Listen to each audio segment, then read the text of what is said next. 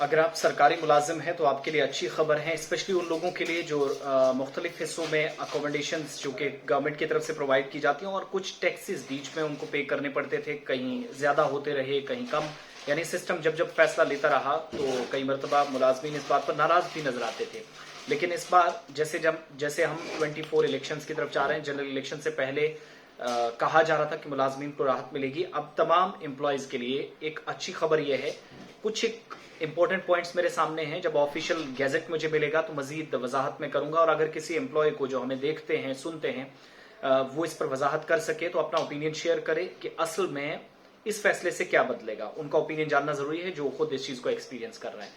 Income tax department ने किराए के बगैर जो रिहाइश थी, यानी जो रेजिडेंट्स आपके थे और किराए के बगैर, उससे मुतल्लिक कवानीन में जो रूल्स रेगुलेशंस थे उसमें बड़ी तब्दीली करके लोगों को राहत दी है, स्पेशली उनको जो गवर्नमेंट ऑफिशियल्स हैं या एम्प्लॉयज हैं। और कंपनी की तरफ से मुलाजमीन के लिए किराए से पाक रिहाइश के कवानीन में जब तब्दीली की गई है तो चंद एक बातें इसमें यह हैं कि अब मजीद बचत मुलाजमीन कर सकेंगे, एक बात। मुलाजमीन की तनख्वाहों में इजाफा होगा, दूसरी बात। और किराए से पाक जो मकानात हैं, यानी जिन मकानात में रहते हैं उनका कोई किराया नहीं, तो कवानीन में तब्दीली जो है वो इसी महीने की 1 तारीख से, यानी फ्रॉम इम्प्लीमेंटेशन जो है वो हो गई है 1 सितंबर 2023। आज 7 तारीख है, तो यहां से आगे ये सिलसिला शुरू हुआ है। नए उसूलों से, नए रूल्स रेगुलेशंस को सादा जुबान में कहें तो कोई मुलाजिम कंपनी की तरफ से फराहम करदा रिहाइश में अगर रह रहा है तो इसका हिसाब किताब नए फॉर्मूले के मुताबिक किया जाएगा। जिस ऑर्गेनाइजेशन, जिस कंपनी, जिस शोबे के साथ आपकी वाबस्तगी है, उसने अगर आपको अकोमोडेट कर रखा है within organisation, within company आपको जगह दे रखी है, तो उनको पैसे बचत भी होगी। नए फॉर्मूले के मुताबिक उन पर रूल्स जो है वो इंप्लीमेंट होंगे।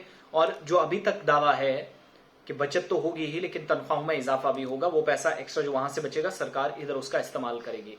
और इनकम टैक्स डिपार्टमेंट की तरफ से नोटिफिकेशन जारी किया गया। अब इसके बाद और भी चूंकि ऑफिशियल गैजेट्स आते हैं जिन डिपार्टमेंट्स के अंडर मुलाजमीन काम करते हैं पूरे इंडिया के अंदर, ये उनके लिए भी उनकी तरफ से भी जब तब्दीलियां होती हैं तो उसके मुतालिक ऑफिशियल जो है एक डॉक्यूमेंट बाज़ाब्ता सामने आता है। रिहाइश के कवानीन जो जिन एरियाज के अंदर जिन मुलाजमीन को रेजिडेंशियल आप अपार्टमेंट्स कह सकते हैं, फ्लैट्स कह सकते हैं, जिनको मिलते हैं, उन लोगों के लिए भी बहुत हद तक बचत होने वाली है। इसके अलावा नए जो कवायद हैं, मैं आसान लफ्जों में कहूं, कुछ एक चीजें चूंकि कम है, मुकम्मल तौर पर जब डिपार्टमेंट भी इस पर गैजेट जारी करेंगे तो तब चीजें सामने आएंगी। लेकिन नोटिफिकेशन जो हमारे सामने है भारत सरकार की ऑफिशियल साइट पर भी मौजूद है, इनकम टैक्स डिपार्टमेंट के ऑफिशियल वेबसाइट पर है। अगर किसी भी मरकजी और रियासती हुकूमत के जो मुलाजमीन हैं, स्टेट के अंदर एम्प्लॉयज हैं या फिर सेंट्रल गवर्नमेंट के अंडर काम करने वाले जो मुलाजमीन हैं या बाकी मुलाजमीन भी हैं जो कंपनी की मिल्कियत वाले मकान में रहते हैं, अब इनकी कदर में तब्दीली आएगी। नए उसूलों के मुताबिक जहां मुलाजमीन को कंपनी की तरफ से घर दिया जाता है, ऐसी रिहाइश की मलकियत खुद कंपनी के पास है। और इसकी तशखीस अब जो मुख्तलिफ तरीके कार किए जा रहे थे, अब इन शहरी इलाकों में जिनकी आबादी 2011 की मरदमशुमारी के मुताबिक 40 लाख से ज्यादा है, वहां HR की तनख्वाह 10% होगी, एक बात। दूसरा, 2001 के मरदमशुमारी के मुताबिक 25 लाख आबादी वाले शहरों में यह तनख्वाह को 15% के बराबर किया गया था, लेकिन वो कवायद तब्दीली हुए, वो रूल्स चेंज हुए हैं 1 सितंबर 2023, यानी इस महीने की 1 तारीख से ये कवानीन लागू हो चुके हैं।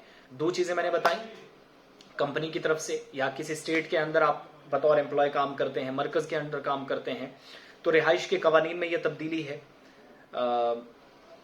इसके अलावा central board of directorate tax यानी CBDT ने इस सिलसिले में नोटिफिकेशन जारी किया है। और कवानीन में तब्दीली के बाद मुलाजमीन बचत करेंगे, ये डायरेक्टली सबसे ऊपर लाइन मेंशन की गई, और मुलाजमीन की तनख्वाहों में इजाफा होगा। अब जो लोग सरकार की तरफ से या कंपनी की तरफ से, शोबों की तरफ से दी जाने वाली सहूलत हासिल करते हैं, बाकी सहूलत के अलावा जो आपका रेजिडेंट है या जो आपका रेजिडेंस है, जो आपके घर है, या आपको किसी ने अगर रिहाइश कंपनी ने दी है, अगर आप किसी मुतलका कंपनी के साथ रहते हैं, या फिर आप सरकार की तरफ से किसी स्टेट गवर्नमेंट के अंडर आते हैं या सेंट्रल गवर्नमेंट एम्प्लॉयज आप कहलाते हैं, तो तब भी बताइएगा कि इस फैसले से और क्या तब्दीलियां होंगी, क्योंकि मुझे आपका ओपिनियन भी लेना है। मेरे पास जो अभी तक अपडेट था, मैं नोटिफिकेशन पढ़कर वो बता रहा हूं। तो नोटिफिकेशन आपको चाहिए भी तो आप जाएंगे CBDT की वेबसाइट पर, वहां भी है, भारत सरकार की ऑफिशियल वेबसाइट है central board of direct taxes, वहां पर आपको डिटेल्स मिलेंगी। और रिहाइश के कवानीन में जो तब्दीली हुई है ये लागू 1 सितंबर से हो गए हैं। मजीद इससे क्या बदलेगा, जो 2 चीजें मैंने आपको शुरुआत में बताई, कवानीन से तब्दीली में मुलाजमीन की तनख्वाह बढ़ेगी, और जो 2001 की मरदमशुमारी थी उसके मुताबिक तकरीबन जो 25 लाख आबादी वाले शहर थे वहां पर तनख्वाह 15% के बराबर थी। अब एचआर की तनख्वाह 10% होगी 2011 की मरदमशुमारी के मुताबिक, जहां 40 लाख की आबादी जो है 40 लाख शहरी जो है इस किसी एक पर्टिकुलर एरिया के अंदर रहते हैं।